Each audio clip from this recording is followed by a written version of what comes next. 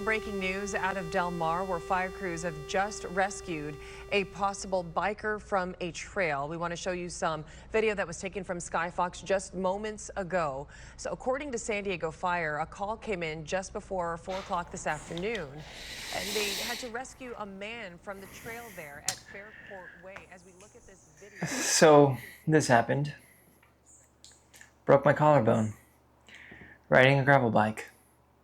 Hey guys, what's up? I know it's been months, and honestly, I had a few videos lined up, but this was not one that I really wanted to make. If you've been following along with this channel, you know that it's been my goal to get to 300 watt FTP. And to be honest, my last video that I was supposed to release was going to be the celebration of that 300 watt goal achieved. Yeah, I was at 298, I was super stoked, and unfortunately, everything stopped. I had a crash. Unfortunately, it wasn't a minor one. For those of you who haven't had the luxury of breaking your collarbone, that's what happened to me. Unfortunately, it was bad enough of a break that I had to get an OIRF surgery. For those of you who don't know, it's an open reduction internal fixation, which sounds way more intense than it is, but essentially they cut open this area, which yeah, it's still healing. It doesn't look too bad anymore, but they cut it up. They put a titanium plate and they put screws. I got fortunate enough to get 8 of them. But here's what really sucks, is that unfortunately there was multiple delays to me getting surgery, then post-surgery, and then now I've been fortunate enough to get an infection wound. So now I got pushed back another 2 weeks before I can actually really start training. I had just started last week and all this had arose. So I'm not gonna lie guys, it's been pretty tough mentally. It's been pretty tough to get motivated to get back on the bike, to essentially see my power go from 290, 8 watts to now, like I hopped on the trainer last week for the first time. I did an hour, but it was me holding 80 watts, which sucks.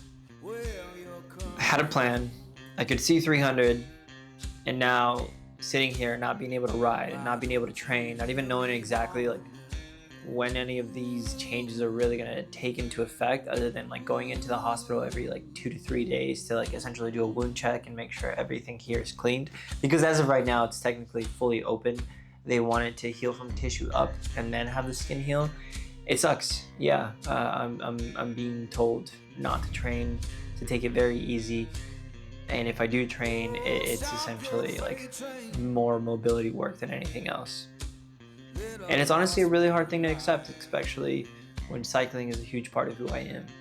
If you've never dealt with a clavicle fracture or surgery, here's what I wish someone had told me going in.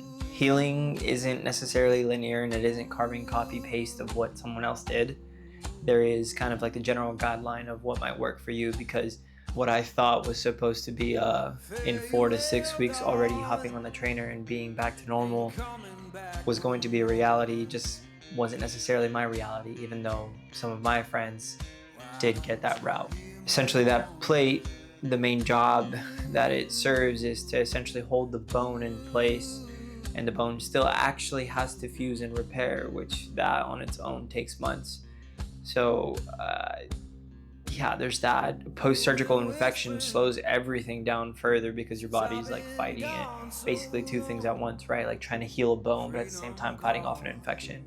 And to top it off, they put you on these like antibiotics. Specifically, I'm on linezolid, I think, or linezolid, which that on its own is a whole different ordeal on the side effects, on what you can and can't eat, and being essentially pushed back from physical activity and physical therapy, and mentally keep having to reset your expectations, which honestly is the hardest part of the whole thing. But here's what I can tell you. Goal hasn't changed. 300 watts is still exactly where my sights are set.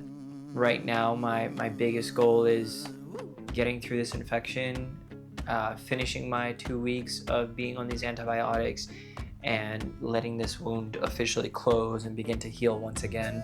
I'm trying my best to document everything. At the same time, it's been honestly pretty hard to be as vulnerable and like talk about how much I'm struggling with this, especially since I'm really struggling with motivation, but at the same time, like, seeing all my friends get stronger and faster just kind of motivates me more to get on the bike and make sure I don't fall behind. I think a lot of people go through injuries like this alone and they don't really talk about it. They kind of harbor their emotions, and you know, it's either they get back on the bike or back to their sport, or they completely walk away from it.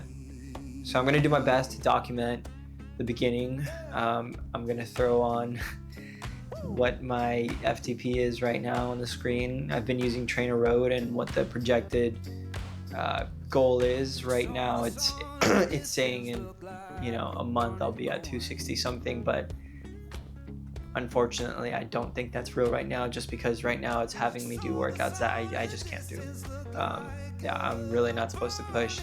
I'm supposed to stay at maybe zone 1, maybe zone 2 at the most. So let's put an asterisk on that. If you're still here after a few months of silence, thank you. Genuinely. Subscribe if you're new, because I think this comeback is going to be worth watching. And I think it's pretty fun to see how quickly the watts will climb as soon as I can get back into shape and back into actually riding consistently. So thanks, guys.